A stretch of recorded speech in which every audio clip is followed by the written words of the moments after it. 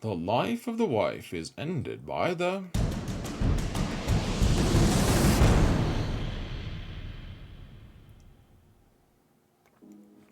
Hello everyone, and welcome to another episode of Zareth Prevails.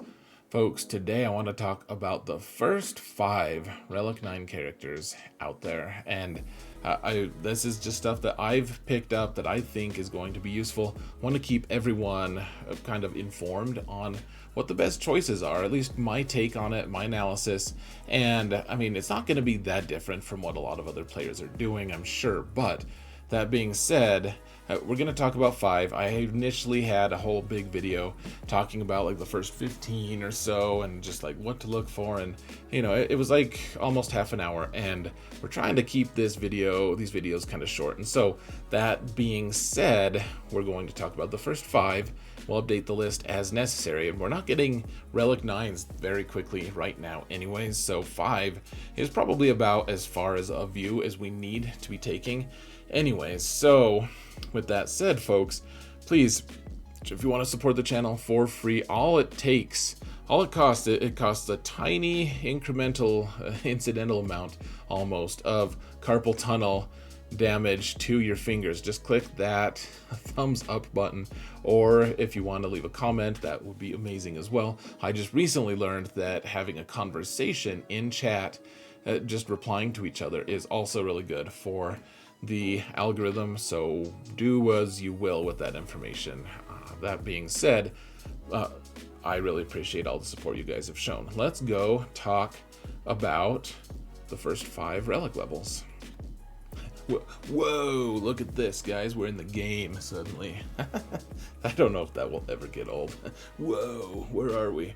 So you can see the tier 2. We're not going to talk about that much here, guys. To be honest, we just can't afford to do it. One thing I do want to do. Let me go into this this character chart thing, this character profile, and okay, you can see the overlay I just put up, and you can see Admiral Piett. It's cool. The art is nice on all of these, and so it uses a bot that is available to everyone. If you want to go to my Discord server, you can find it in the video description. That is a link, and there's a bot channel, and you can use it for free. It's called C3PO. You guys can ask someone how to use it, or just find out how to use it on your own, whatever you want to do. But it's a pretty cool thing because it's going to show us what a character looks like in my roster at Relic 8 and apply all my mods to it, and then it's going to say what that character is going to look like at Relic 9. And so Admiral Piett, we don't really care about his stat gains. I mean, it's kind of nice. He's going to get a bunch of extra health and protection and all of that, but we don't really care about that on Piett. He'd be fine at Relic 3. What we care about is how he interacts with Executor. And Executor, of course, is the best capital ship in the game right now. It makes the Executor, I believe, 2 speed faster. And so usually in fleets, having the faster capital ship is going to be a dominant factor. And on offense, it really is. If you have Relic 9 Piett versus a Relic 8 Piett with a 7-star Executor, you're going to almost always win that fight on offense. However, on defense, it's mostly the same matchup, and a lot of people are putting these things on defense just to mess with each other in GAC and in Arena, and so honestly, being able to beat it with an off-meta counter, or even with just a Relic 8 Piett, is not super challenging. So, whereas this is good, and I plan on getting him to Relic 9 relatively soon, it's not the dominant factor or force that I thought it was going to be. So he still belongs in the top 5. He was not my first, though. My first was upgrading this dude's ice cream sandwich. You can see it's Relic 9 already. And the thing about this is, guys, Relic levels usually just benefit one character. It's like, oh, cool, he's more survivable. Or, oh, cool, he does more damage. I mean, it does all of those things for one character. But very seldom do you get the opportunity to double dip the way you can with Jedi Master Luke. What happens with him is, so he's gaining everything. So like, first off, I mean, all Galactic Legends get plus 10 max health and max protection per relic level. That's wonderful. But on top of that, guys, so he's a tank. He's gaining all of these stats because he's a tank. He's gaining extra stats because he's a tank. And Relic 9 rewards being a tank. more than anything. You guys can see this is a little bit backwards because this chart is because I already have him Relic 9, but you can see where his health and protection up toward the top right columns here. You can see where the health and protection were. 107k health, 95k protection, and they boosted them up. I mean, he gained what, 12k health and another 35k protection. He's doing a lot. He's got a lot more health and protection, which is nice. He's, you know, it's nice to have him do more or be able to take more damage.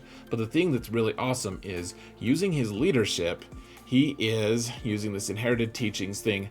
All of the Jedi on his team use his base leadership or his base protection as something that they can do damage with, and I believe that it's true damage. Yeah, deal true damage.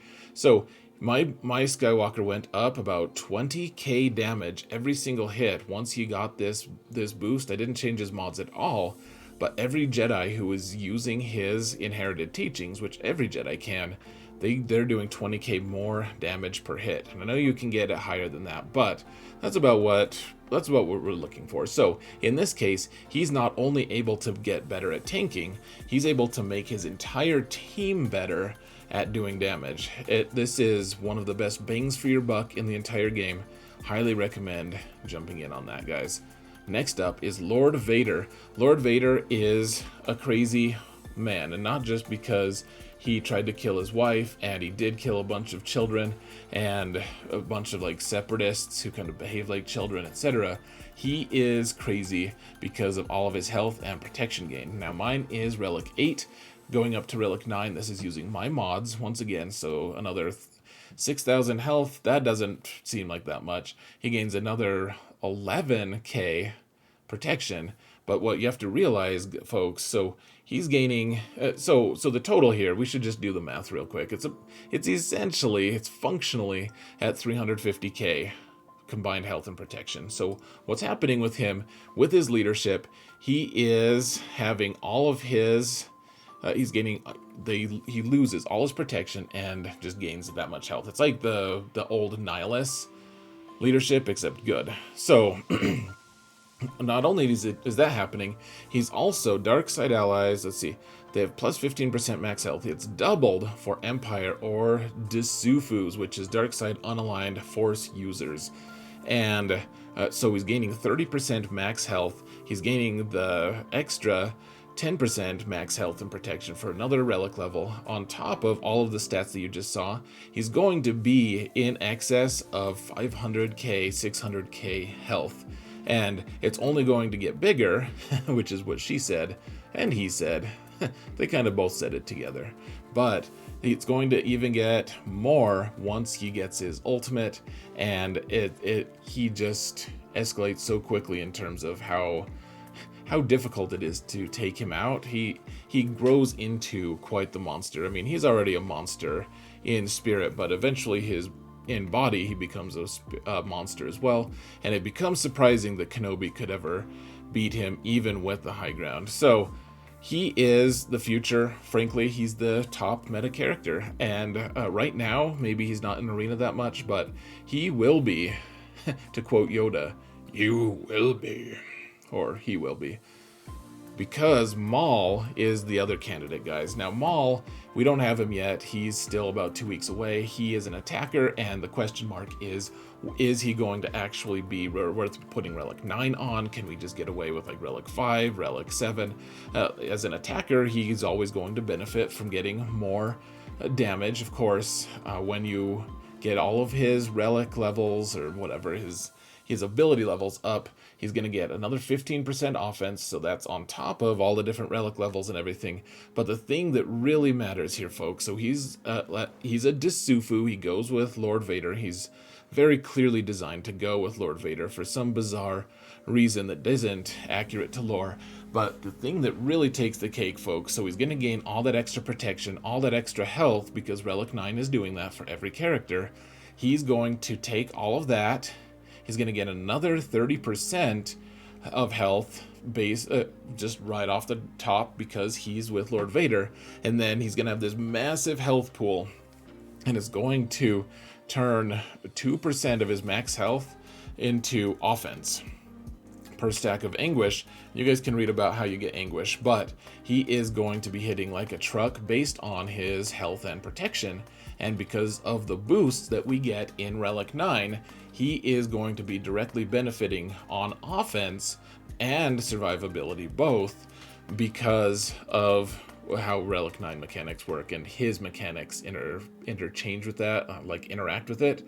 So he is very good. Now the final one on my list is Rey, and now Rey isn't necessarily like the very best candidate, but here's the thing. Here is what my Rey looks like, folks. So she's got 200k health essentially and 11.5k physical damage.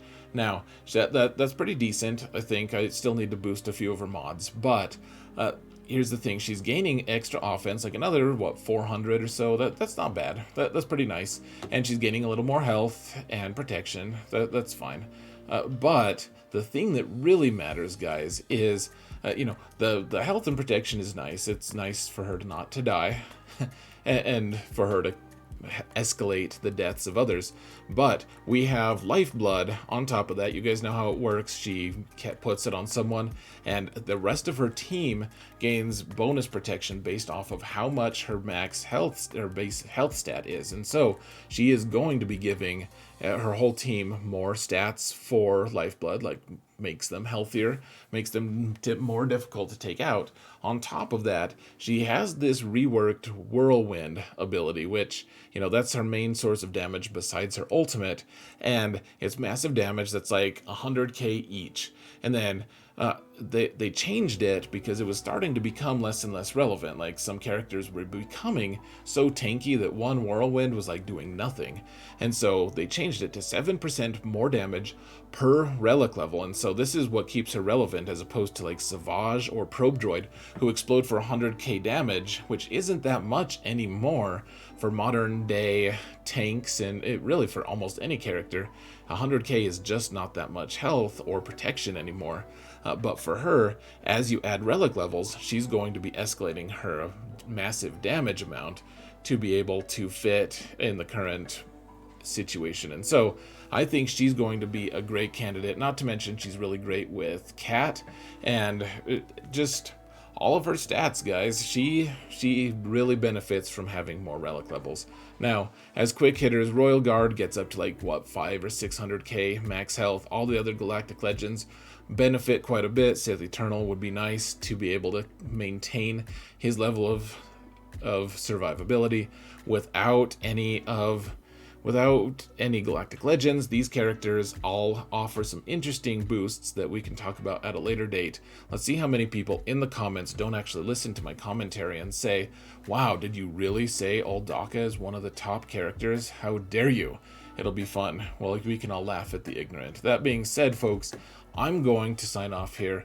What characters did I miss that should be in the top 5? If you, I would love to hear it, guys. That being said, thank you all so much for watching, and remember that in all things, Zareth prevails.